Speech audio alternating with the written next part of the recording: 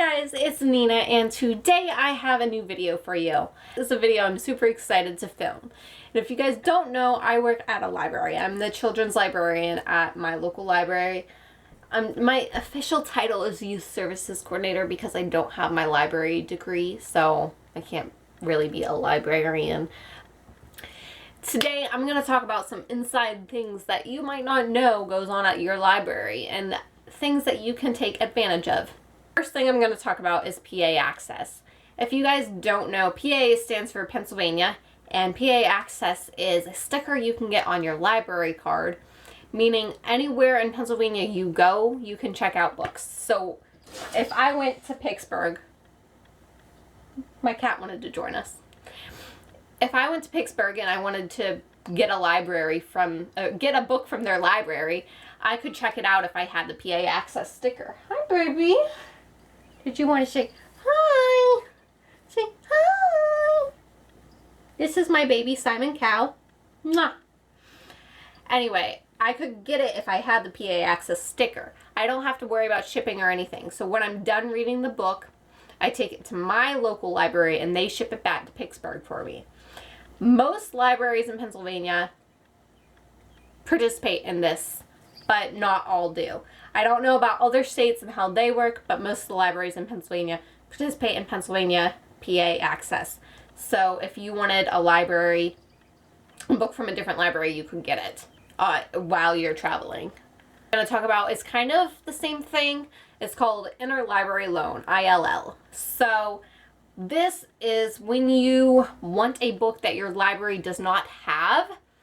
You can request it. You fill out a little piece of paper with your name, your phone number, and then the title of the book and what format you want it in. Large print? Is it an adult book? Is it young adult? Do you want it in audio format? And then you hand it to your librarian and they will get it from another library. So you don't have to travel. So the difference between PA Access and ILL is PA Access, if you have that sticker, you can travel, and when you're traveling and you find a book you want, you can get it from that library. ILL, the library will request it for you. So if I went to my library and I say, I want this book, and they say, oh, well, Harrisburg has it. So Harrisburg will ship it to my library, and my library will give it to me. And then I give it back to my library, and my library ships it back to Harrisburg.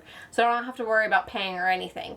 All the shipping's free to me. The libraries do that. They're on their own. The next thing I want to talk about is a monthly user. So most libraries are going to loan you a book for 2 weeks. And if you need longer, you can always call or walk in and say, I need this book renewed. I need it for longer than 2 weeks. But if you ask to be a monthly user instead of a 2-week user, like you automatically are a 2-week user. So if you ask to be a monthly user, you automatically get that book for a month. So I didn't know this existed until I started working at the library, and now I have made myself a monthly user. So when I get out books, I get a huge stack of books from the library, and then I keep them until the end of the month so I can have them for my wrap-up videos. So I don't have to worry about renewing them or taking them back. I can just keep them for a month. So that is something you have to specifically ask for, and that is another thing if I don't know if all libraries do that, if it's just Pennsylvania, or if it's just my local library. But I know mine does it, so it's worth asking about. I also want to talk about reserved lists. Okay, so there's two different things I want to talk about with this. One, if you know that your library has it, or if you ask and they say they have it or whatever, there's a book that you want and somebody else has it out at the moment, you can reserve that book. So you don't have to wait for them to bring it back and then keep checking in. You can ask your library to reserve it for you. They will automatically, just through the computer, reserve it. So whenever that book is checked back in, they have a reserve for you. So they'll call you immediately when that book is checked back in. So you don't have to keep going back hoping that person returned it. So that's an easy way to get your book when you want it and when you need it. Now the reserved list is different, and this is another thing which I don't know if all libraries do, but my library does. If there is a huge popular author such as James Patterson, he writes a lot of books, and anytime he has a new book, a lot of people want it. since he's such a big author, we have a reserved list. So there's about 16 people on this list, and they get this book first. This is before anybody else in the library or any other patron gets it. They get this book because they are already automatically on our list. No matter what book it is, if it's by James Patterson, we will call them before we set it out in the library for other people to get. So that is something you would also have to ask for to be a part of. It's not something you like register online for. Like, you have to ask to do that and be put on the list.